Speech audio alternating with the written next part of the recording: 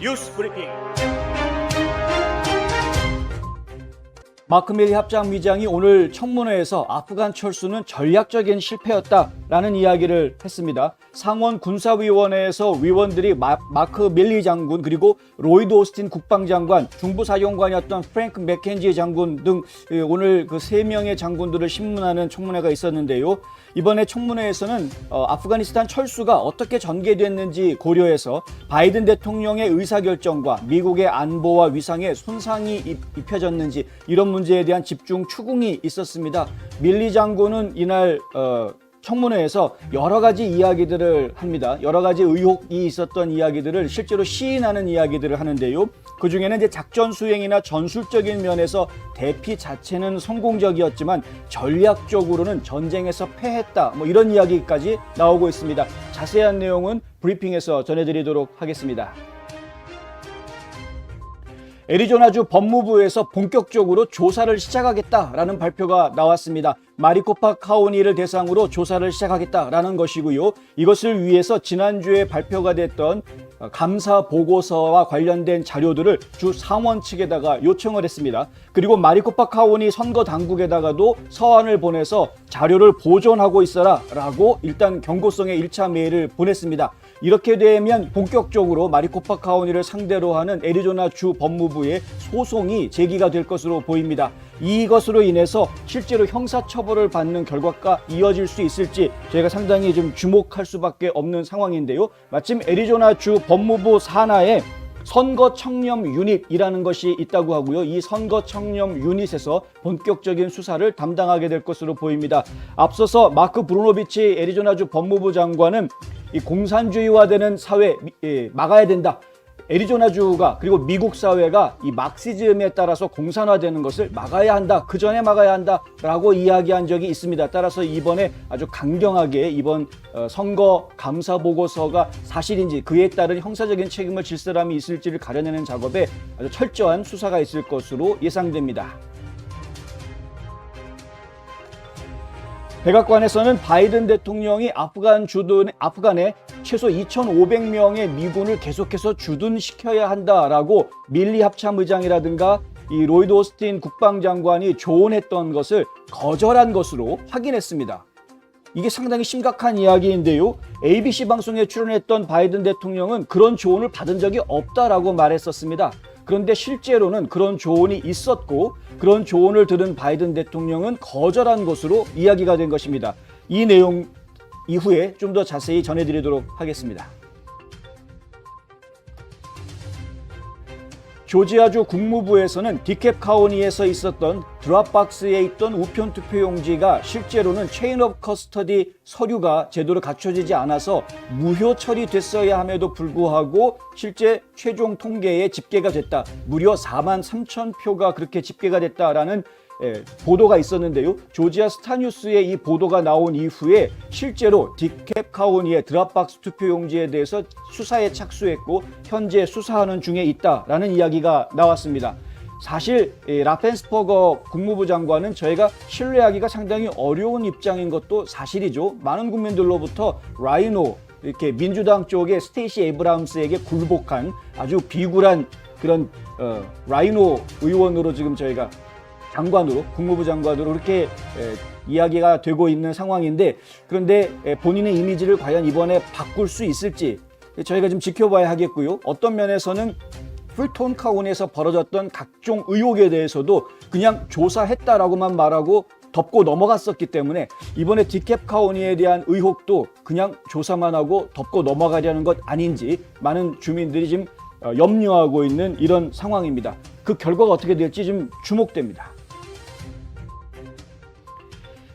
제닛 옐런 재무부 장관이 인플레이션 전망치를 올해 말까지의 인플레이션 전망치를 4%에 근접할 것이다 라고 이야기했습니다. 이 같은 이야기는 당초 예상했던 것보다 높은 것인데요. 당초 예상은 올해 말까지 가면 인플레이션이 다시 수그러들면서 2%대에 머물게 될 것이다 라고 이야기했었습니다. 하지만 실제 시장에서는 인플레이션이 낮아질 기미를 보이지 않고 있는 것이죠. 단기적으로는 지금 8월, 9월 넘어가면서 약간의 그 인플레이션이 주춤하는, 성장이 주춤하는 모습을 보이고 있다고는 하지만 여전히 5%, 6%대를 유지하고 있는 상황인데 계속해서 인플레이션이 떨어질지, 그래서 실제로 지금 옐런 재무장관이 이야기한 것처럼 연평균으로 이야기하면 4% 정도가 될 것이다 라는 그 주장이 옳은 주장이 될지, 사실 그것도 처음에 2%라고 얘기했던 거에 비하면 2배나 높은 것이기 때문에 상당히 염려되는 부분이기는 합니다만 어떻게 될지 좀 저희가 지켜봐야 하겠습니다. 기록적인 인플레이션에도 불구하고 의회 민주당원들은 올해 말까지 최대 3조 5천억 달러 규모의 지출 예산 법안을 지금 통과시키기 위해서 의회가 굉장히 지금 복잡하고 소란스러운 그런 상황입니다. 이 예산안이 통과가 되면 세금이 올라가고 물가는 오히려 더 걷잡을 수 없이 더 올라가게 될 것이다 라는 이야기들이 지금 나오고 있는데, 과연 이런 상황에서 의회 의원들은 무슨 일을 하고 있는 것이며 재무장관은 여태까지 뭐 하고 있었던 것이고 왜 국민들한테 계속 호도하고 오도하고 있었는지, 이것도 저희가 상당히 좀 걱정스러운 그런 부분이 아닐 수 없습니다. 상원의 공화당 의원들이요 부채 상한제 법안을 제지했다라는 소식입니다. 지금 의회 내에서 상당히 이 문제로 긴장이 고조되고 있는데, 제지했다라는 표현이 정확하다라고 말하기는 조금 좀 어렵습니다. 일단은 투표가 있었는데요. 48대 50으로 이 상원의 부채 상한제에 대한 논의를 계속하는 것으로 이제 이야기가 된 것입니다.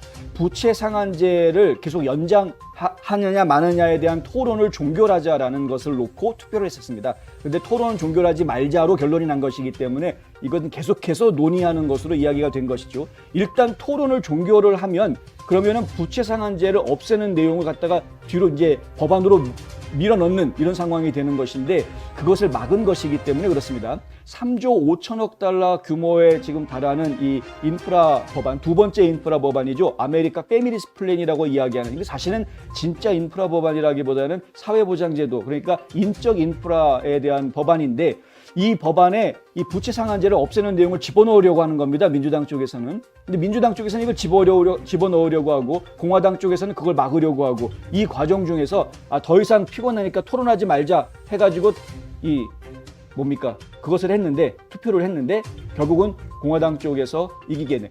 민주당 쪽에서 48표밖에 안 나온 것으로 보아서는 민주당 내에서 이 문제에 대해서 지금 반론을 제기하고 있는 중도파와 또 이 문제를 어떻게 해서든 강행해서 밀고 나가려고 하는 급진 좌파들 간에 민주당 내에서의 내홍이 상당히 좀 깊어지고 있는 그런 모습을 전적으로 좀 보여주고 있다, 이렇게 이야기할 수 있을 것 같습니다.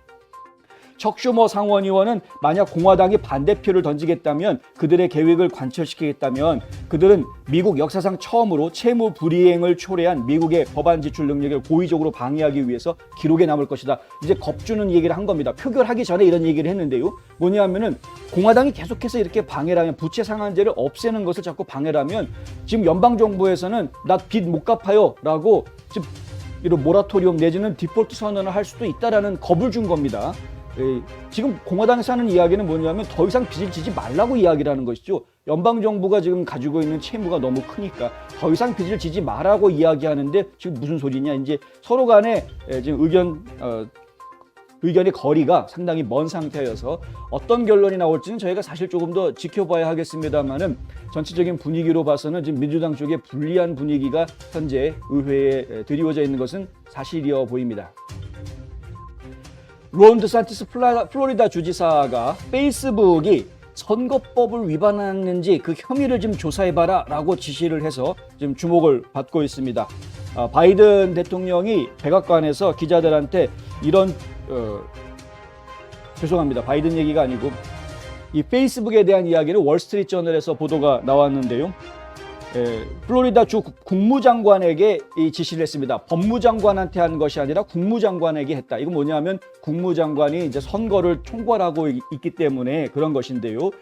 이 같은 조치는 페이스북이 고위 정치인들과 현직 공무원 등 특정 엘리트 사용자들에게 서비스 약관을 면제해줬다는 월스트리트저널의 보도에 따른 것이다 라고 이제 기사가 나와 있습니다. 월스트리트저널에서 나왔던 보도 내용 저희도 알려드렸죠. 화이트리스트라는 걸 만들고 그리고 크로스체크라는 프로그램을 통해서 일반인들 같으면 똑같은 내용의 글을 올렸을 때 이거 문제가 있다, 검열당하고 삭제당하거나 가리해질 수 있는 이런 글인데도 불구하고 특정 정치인이나 유명한 사람들 같은 경우에는 그런 걸 올려놔도 문제가 되지 않는, 그래서 오히려 그것 때문에 일반 평민들이 이제 피해를 보는 이런 상황도 발생을 했었다. 이제 이런 이야기들 저희가 전해드렸었는데 이것 때문에 혹시 선거에서 불이익을 당한 문제가 생기지 않았는지, 그로 인해 플로리다주의 선거법을 위반하는 사태가 벌어지지는 않았는지 한번 조사해봐라. 이제 이렇게 얘기가 나온 겁니다.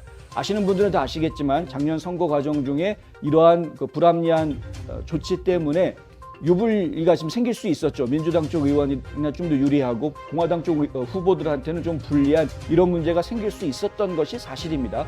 과연 플로리다주 국무부에서 그 사실들을 밝혀내고 페이스북을 성공적으로 기소할 수 있을지 그 결과도 제가 지켜봐야겠습니다. 바이든 대통령이 5조 예산을 통과시키지 못할 수도 있겠다, 뭐 이런 이야기를 했다라는 보도가 나와 있습니다. 이게 무슨 얘기냐면 1조 2천억 달러의 인프라 법안, 그리고 3조 5천억 달러의 또 다른 인적 예산 지출 법안이죠.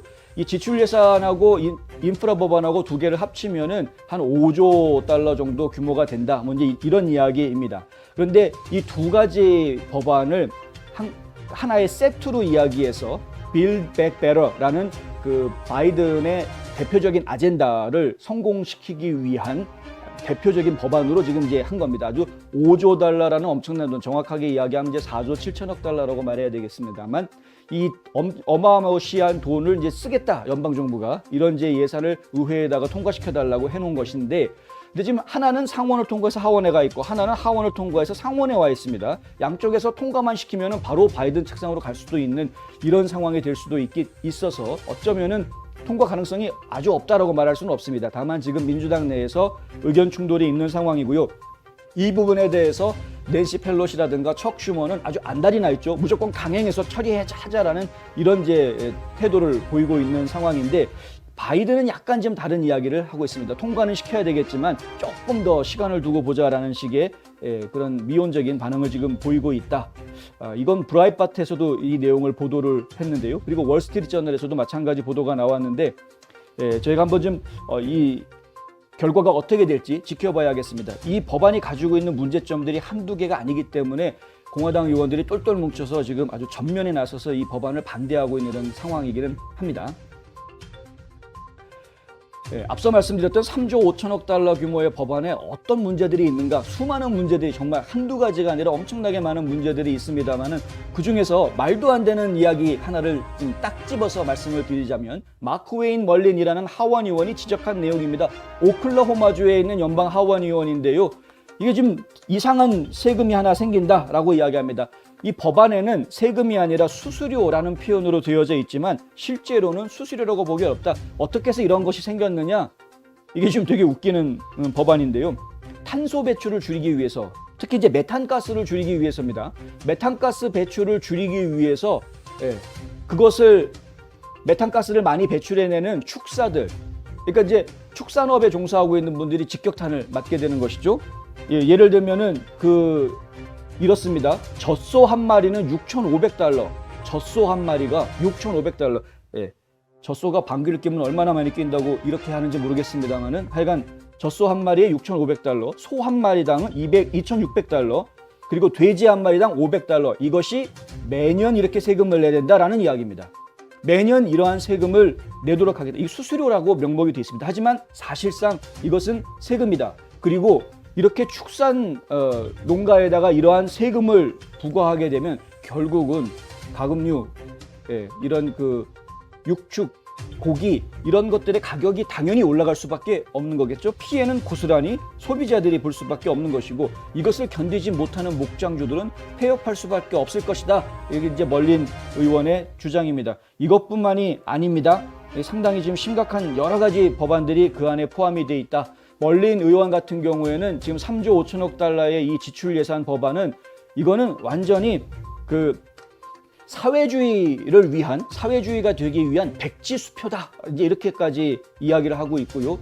오늘 저희가 방송을 시작하기 바로 전에 케빈 맥카티 그 공화당 원내대표가 또 이 동영상으로 이 3조 5천억 달러 규모의 이 법안이 지출 예산 법안이 얼마나 큰 문제인가라는 것에 대한 동영상을 좀 제시를 하면서 바이든 대통령이 사실은 거짓말하고 있다 이런 것들을 까발리는 발표하는 그런 영상을 올려놓았는데요. 이것은 저희가 내일 보도를 해드리겠습니다만은 대략 그 내용도 마찬가지 내용입니다. 이것은 사회주의로 미국을 변화시키기 위한 사기다라는 것이 맥카티 의원의 주장입니다.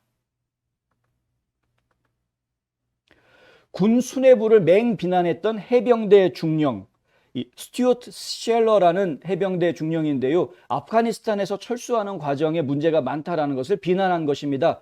근데 뭐 비난할 수도 있는 것 아닙니까? 모든 국민들이 누구나 다 할 수 있는 그런 이야기인데 체포돼서 지금 수감이 됐고 곧 군법에 법정에 군사법정에 서게 될 것이다라는 이야기가 나왔습니다. 왜 그런지 잠시 뒤에 뉴스 브리핑에서 설명해 드리도록 하겠습니다. FBI가 어제 그 보고서를 내놓았는데요. 이 보고서는 원래 매년 발표되는 보고서입니다.